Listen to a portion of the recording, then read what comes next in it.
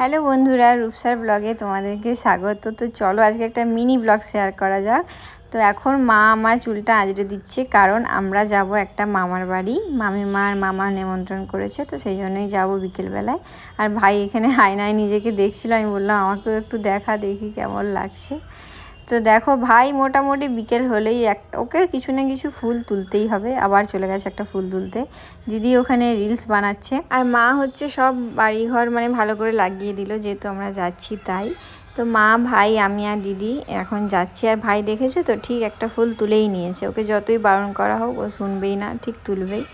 তো এখন যাচ্ছি মামার বাড়ি, আর প্রায় কাছাকাছি চলেও এসেছি। আমি আর ভাই একটু আগেই চলে এসেছি, কারণ দিদি আর মা বড্ড ধীরে ধীরে হাঁটছিল, তো সেই জন্য আমরা একটু আগেই চলে এসেছি।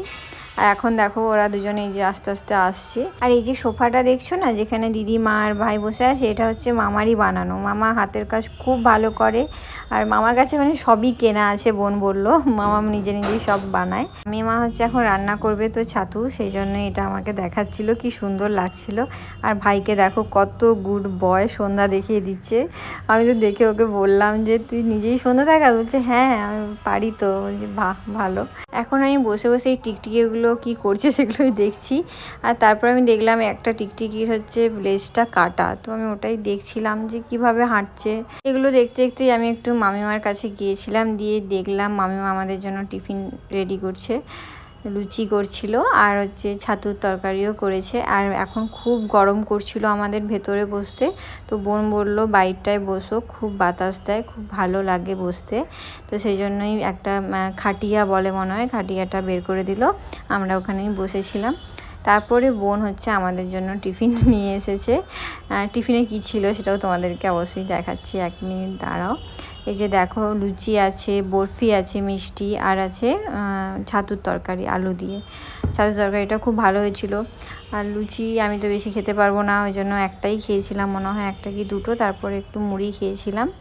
আর তারপর বোন এখানে আমাদের জন্য জলও এনেছে। তো সবাই মিলে একটু খাওয়া দাওয়া করে তারপরে দেখো আমার মামা হচ্ছে ছাতু চাষ করে, কত সুন্দর দেখতে লাগছে, মানে আমার তো হেভি লাগছিল, মনটা ভরে যাচ্ছিলো পুরো দেখে। আমি বেশ ভালো করে ভিডিও বানিয়েছি।